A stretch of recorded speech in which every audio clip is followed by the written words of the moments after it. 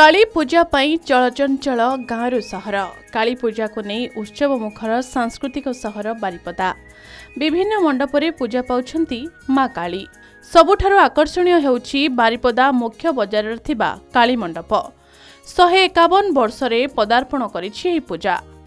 सुंदर आलोकसज्जा और तोरण सांगको मांकर मुन्मयी मूर्ति लोकंको आकर्षण करुछि बारिपदा सहरर एही काली मार्केट सार्वजनीन काली पूजा मंडप।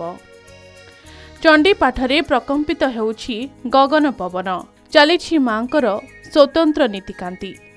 10 दिन धरी चलिबो 108 होम यज्ञ।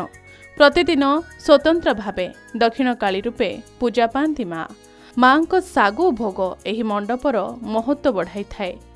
विश्वास रही आसीछि एठी मां को निकटरे जहा मनस्कामना करा जाई थाए ताहा पूर्ण होई थाए।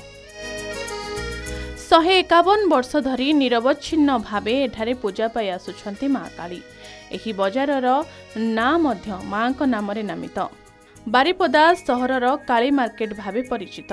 मां को एक भव्य मंदिर निर्माण पई एही स्थान रे आरंभ होई जाइछि प्रस्तुति। कि युवक कि वयस्क समस्ते एठी एकत्रित होई मां को पूजा संपन्न करिथांती। एक भाईचारार प्रतीक एही काली मार्केट काली पूजा मंडप।